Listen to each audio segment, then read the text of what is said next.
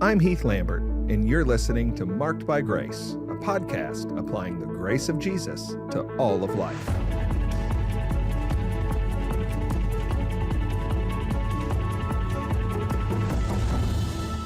What is theonomy? That's the question this week on Marked by Grace. I'm Heath Lambert, and I'm here to answer your questions and help you think through theological topics. If you've got a question or a topic you'd like me to address, you can send it in to markedbygrace@fbcjax.com. That's markedbygrace@fbcjax.com. And the question I'm taking this week is about theonomy. This comes from a discerning listener to the podcast, somebody who's out there paying attention to things they're hearing about and reading about, and they're saying, hey, what is theonomy and how do we make sense of it? So let me explain that. This is one of those issues where I'll give my caveat. We're not explaining and doing everything on Marked by Grace. I'm trying to give you bite-sized responses to your questions. I'm confident there's going to be things I'm going to say on the podcast today that are going to raise more questions for you. And if that happens, send them in and we'll take them as we can. But this week, answering what is theonomy means we need to start with the word. It's actually composed of two different words. You can hear in the one word theonomy the root word theos and the root word nomos. So theos refers to God, nomos refers to law. So theonomy is talking about God's law, and even the language means to indicate that a theonomist is in favor of God's law. They want to advance God's law. Now, every Christian is in favor of God's law. There's no way to be a faithful Christian and not be in favor of God's law in some sense. But theonomists have a very unique, particular way in which they seek to be in favor of and to advance the law of God. So what matters is not that they're in favor of God's law, but their unique approach to doing that, and in particular, their way of applying the Old Testament law. That's the real center of debate, is how theonomists seek to apply the Old Testament law. So, theonomy sees three different categories in the Old Testament law.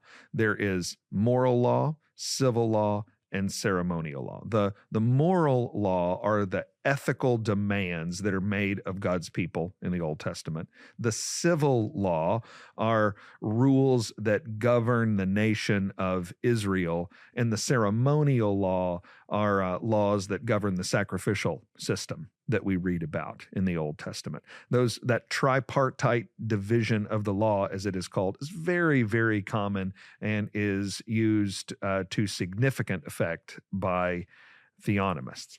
Theonomists believe that the ceremonial law, the rules governing the sacrificial system in the Old Covenant, they believe those rules have been set aside because of the sacrifice of Jesus on the cross that was once for all to pay for sins. But they believe the moral and the civil law still apply today.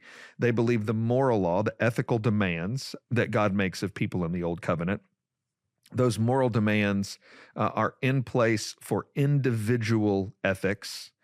And the civil law governing life in Old Testament Israel should be in place in the civic sense. So they believe God's law of Israel, the so-called civil law, is what would ideally govern our laws in the United States, for example, today.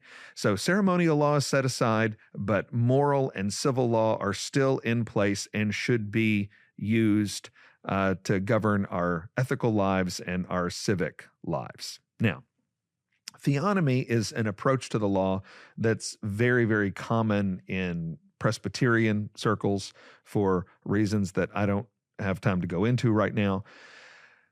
I'm obviously not a Presbyterian.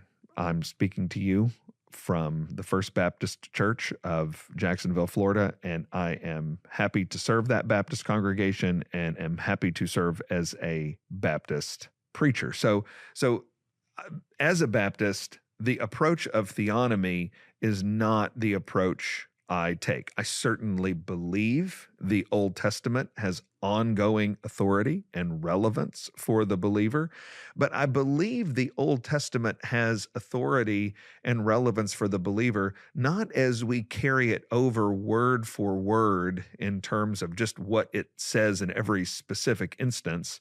I believe we learn the ongoing authority and relevance of the Old Testament by doing with the Old Testament what Jesus tells us to do. So Jesus makes very clear he did not come to abolish the law, but he came to fulfill it. So there are two errors to avoid when we think about the Old Testament as Christians. We could abolish it. Jesus says, I didn't come to abolish it. So we don't just jettison the Old Testament.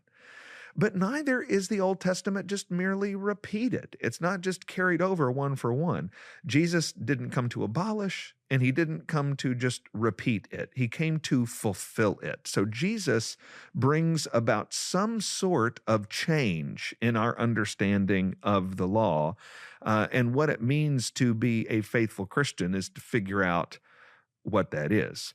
What all that is dramatically more than I'm going to deal with this week on the podcast. But one of the things that we need to talk about are this so-called tripartite division of the law, the moral, ceremonial, and civil divisions of the law. Now, listen, I'm not saying that we can't find those divisions in the law in some sort of descriptive way, where we could look at a given law and say, hey, yeah, this law about the scapegoat is more ceremonial, or this law about what to do when somebody falls off the roof of your house is more civil, and this law about not committing adultery is more in the moral category. There are divisions in the law that we can sometimes find that work in descriptive ways, but here's the point. In the Old Covenant, the entire law came as one whole piece to the entire nation of Israel. Any division in the law was not relevant with regard to which laws you had to keep and which laws you were allowed to overlook. The whole law comes as an entire piece. And so our goal is not to figure out now in Christ which of those laws stay and which of those laws go. Our job is to figure out what Jesus does with the whole law.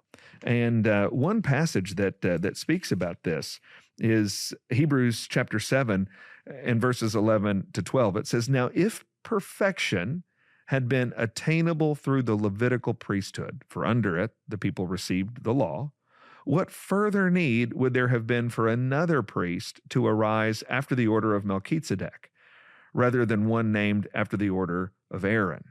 For when there is a change in the priesthood, there is necessarily a change in the law as well."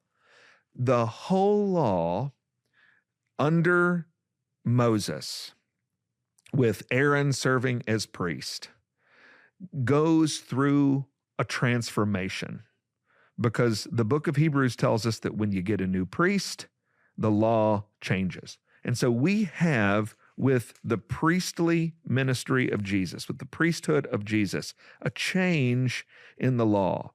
And now Christians are not bound by the law of Moses, but we're bound by what Galatians chapter 6, verse 2 calls the law of Christ.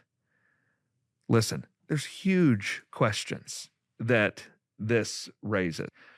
Ask them, bring them up. I want to talk about them. But this week, I'm talking about theonomy.